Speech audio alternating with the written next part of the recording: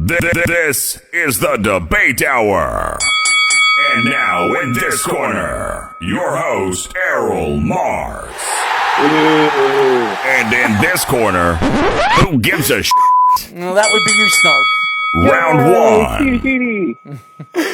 So I guess Snug is taking his side in this. So. He's taking your side. He's not on my side.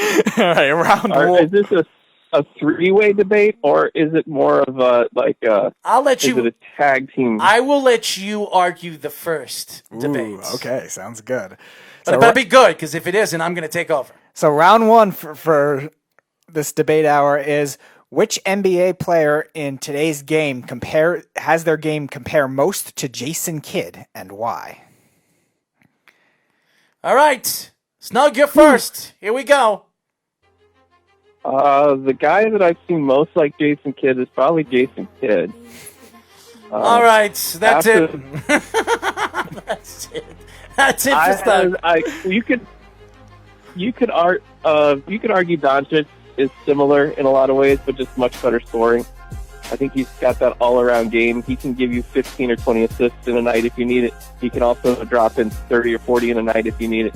I think that was the greatest thing about Jason Kidd is he was a utility guy. He was a court general, and that he was smart enough to figure out what needed to be done, and then he'd go out and do it. And I think you saw the same thing with Doncic down in Dallas.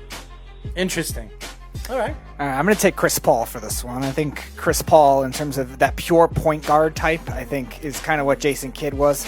Jason Kidd could shoot, I think, later in his career. He had trouble early in his career with his three-point game, kind of like what Chris Paul has. But Chris Paul, obviously, I think it did it because of the era, had to do it right away. And when he started with the Hornets, kind of 07, 08, he became that good three-point shooter. Great with steals, great with, again, just vision on the court is just incredible. Done a nice job with leadership, too. Even when Jason Kidd went to Dallas, he inherited that team with Dirk and a lot of other veterans that they had, and really did a good job, just like Chris Paul did with the Clippers, just really restarting that franchise when that franchise was dysfunctional for a long time, and really created that spark.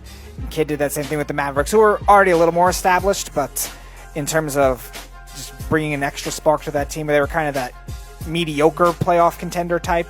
Then they won a championship when he was there. Obviously, he wasn't the only reason, but his leadership definitely helped. And Chris Paul made the Clippers a contender for a while. They never went to the finals, but they were a contender, and they had changed that franchise for a while, and now they might be the best team in the NBA right now. All right. So you got the first argument, so we'll post that. All right, next question. All right, round two. Round two. Which NFL player changed their team's fortune the most this past season, and why? All right, Speedy, go ahead. You first. All right, so I'm going to take Lamar Jackson for this one. Now, it's not that the Ravens weren't a good team already. They were. They were one of the most talented teams in the league. But they were never thought of as an offensive juggernaut. They were thought of as a defensive juggernaut. And they had good running backs. They had good offensive line. But Lamar Jackson kind of created them into that modern identity, that trendy identity that was what is the new face of the NFL. And the Ravens were never thought of as that kind of team. The Ravens had their own way of doing things, and they still do to an extent. They've really done a nice job developing defense well, great emphasis on special teams, corners, linebackers, everything. That has not changed with them, but now they're buying into this modern NFL thing, the RPO concepts, the running quarterbacks, the spread offenses. They use a lot of two tight end sets, a lot of faster tight ends, and I think Lamar Jackson, if he didn't do what he did, you're not talking about the Ravens as being that kind of team. So you're still talking about the Ravens as the contender for what they are, which was a great team. But in terms of now being maybe the best team in the league in a lot of people's eyes, Lamar Jackson put them there because the Ravens, they had Flacco for a while, but Flacco was never that. He never had a season like Lamar Jackson, what he did last year, in terms of the impact, and in terms of the impact on the fans as a whole too. They gave him somebody fun to watch on offense, where the Ravens, when you look at their big names, they're all on defense. So to me, it's Lamar Jackson. It's Nick Bosa. Hands down, Nick Bosa. What he's done with the San Francisco 49ers defense, a defense that last year, before he was drafted, was a middle-of-the-pack, really in the early 20s defensive teams in the league. He transitioned that whole front seven of, to me, overrated first-round draft picks. He changed everything to that defense, made that defense that much better. They got to the quarterback even quicker. You talk about Joey Bosa and what Joey Bosa has done for the Chargers. I know. What Joey Bosa did for the Chargers when he came to the Chargers and the way they play defense with Melvin Ingram. The same thing you see with Nick Bosa. Nick Bosa is a guy that is a beast that can get to the quarterback, that also could play tight ends in the open field as well. Very fast guy that could change the game with a sack or even a play in the open field that we saw early in the season. This guy was the most explosive defensive player all season long. And you're talking about a rookie, a first-year player that took this team to really not a playoff game, but to a Super Bowl that was 2 or 3 plays away from being a Super Bowl champion. And he was a big part of what this team did all season long. Nick Bosa changed everything. One player changed everything to that defense. And like I said, a defense that was ranked in their 20s the year before that was ranked in the top 3 in practically every single defensive purpose when it came to the front seven and what the front seven does. So San Francisco and Nick Bosa, arguably the best. Ooh, yes. No, neither one of those. No. Ooh, I have it on good authority from an NFL insider that Dak Prescott was actually the key driving force in the NFL. I also have it on authority he will be winning 3 Super Bowls in a row. Is that from the Beeve or from some guy that we don't know? It's the NFL insider. I don't want to reveal my source. Well, it's got to be the Beeve. Apparently, Dak Prescott should get $100 million a year from Jerry Jones. Does this same guy believe that Ezekiel Elliott can run behind the same line as Barry Sanders? He has a lot of interesting and insightful thoughts on the Cowboys in particular, and yes, that might be one of them. And let's not forget about Dak Prescott is statistically similar to Russell Wilson. Yes, that was interesting. No, Dak Prescott is actually superior in every way to Russell Wilson, minus the attractiveness of Russell Wilson's girlfriend. You mean his wife? Or wife, both, either one. There you go. All right. We're on to round 3. All right, round 3, last round for today. Which MLB franchise has been the most successful in the last 50 years, and why? And we can answer this, all of us. Snug, you're first. Most successful in the last 50 years. 15 or 15? 50. 5-0. Well, in 15 years, it's obviously the Red Sox. No, I'm not talking about 15. 50. 50. In the last 50 years, yes.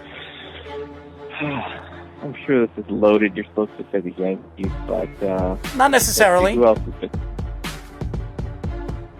That's a tough one because I think the parity's been pretty good over the last 50 years. You've seen a whole lot of different teams win. Yep. You've seen streaky teams that were good, like the A's are good in late 80s, early 90s. You saw, obviously, the Yankees' dominance in the late 90s. You saw the Red Sox dominance in the early 2000s. For those of you watching in the last 50 years, the Red Sox? Are you kidding me? Well, outside of a few disappointing seasons and not one to remember. Snug, there's a lot more than a few in the last 50 years. I told you I was going with the homer pick. I don't have a good answer, so I'm just going to say Thank you for your take there. Thank you. All right, Speedy, who do you got? I'll take a different argument here. I'll let you argue the Yankees. I'll take the St. Louis Cardinals for this. I think the Cardinals, when you look at the 60s, when you look at the 80s, and when you look at today, they've been good in many different stages of baseball, and they don't have the money to spend like the Red Sox, like the Yankees do. I mean, they're not a small market team, but they're not really thought of as that big market team. They're just the greatest middle market team, and they just develop players so well. Great history of pitching, great history of a lot of good managers, a lot of great players over the years. When you look at the 60s, you look at Bob Gibson, and you look at a lot of those teams at the end of Stan Musial's career. Then you got Lou Brock, you got guys like Ozzie Smith. This team was just very good for a while. They're in the postseason very often, and again, they made the postseason very often in an era where they didn't have wild cards back then. So you look at all these, all different times.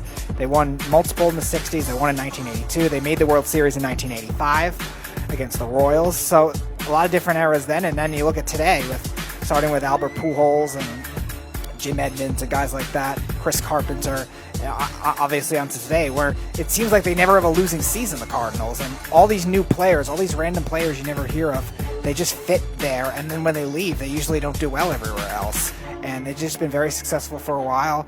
They've won 2 World Series in 06 and 2011. They've made it to a couple others. They made it to the NLCS a lot. They made it to the NLCS this year before losing to the Nationals. They're a very successful franchise, I think, and for middle market money, I think they've done a really good job over the years. Interesting.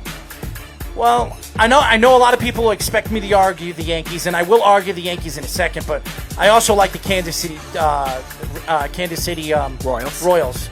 Over the years, especially in the 80s with George Brett and what they did in the 80s and late 70s, they were a very dominant team. Really, from the late 70s to the early 90s, the Kansas City Royals were a very good organization, a winning organization. So were the Oakland, like you were saying, the Oakland A's, a very winning organization in the mid-70s and early 80s. This Oakland Athletic team has been a very dominant organization. And really now, they're always in the playoffs. They're always on the cusp of the playoffs, what they have done over the years. So they're a very good winning organization. But it is the Yankees. Look at what the Yankees have done in the last 27 years. 27 years of winning records. No professional sports team has ever done that.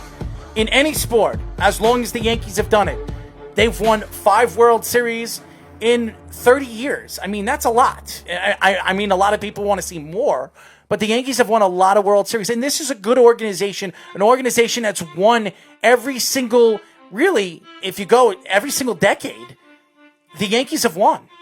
They've won at least 1 World Series, and that's an incredible feat for an organization that has been as dominant as it's been every single decade, every single century that we've seen. And now we're over the century. So it's crazy when you think of the Yankees and the organization even more than just 50 years. For the last 100 years, this organization has been a dominant organization. Yes, there was no free agencies in the early days. So it was really bringing players on as college players or, whoever has the most money can sign them. And the Yankees did bring in Lou Gehrig, and they made a trade with the Red Sox to bring in Babe Ruth, and they had Mickey Mantle, and they had Joe DiMaggio, and they did their due diligently with Yogi Berra and all the teams that they've had over the years. But look at what the Yankees did in the 50 years. Look at what they did in the 80s. They weren't a superstar team. As a matter of fact, the last 8 years of the 80s, they were one of the worst teams in the major leagues. But then they drafted a guy named Derek Jeter. They made some good trades on the way, bringing Paul O'Neill and Tino Martinez, and bring in some free agents that can help this team, like Scott Brocious, and you build a winning team around a core of players like Mariano Rivera and Derek Jeter, and players of that magnitude. So it's the Yankees. It really is. And it's not just because I'm a Yankee fan. It's just go look at what the Yankees have done in the last 27 seasons. Winning seasons. Even a transition time when the Yankees were old. And when Alex Rodriguez and Teixeira retired in the middle of the season, they still winded up with a winning season with a great outtake of what's his name again? Joe Girardi. No, not even Joe Girardi. Their catcher. Posada.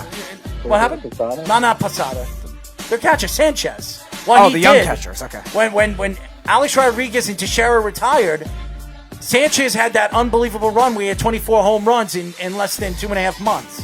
So September 2016, this stretch was insane. I mean, I think the transition of the young players, the old players into the new players, and the young players into the new players has been great for the New York Yankees organization, and that's why I think the Yankees in the last 50 years has been the best MLB franchise, Major League Baseball franchise in the sport. And those are facts. Just look at numbers. Numbers don't lie.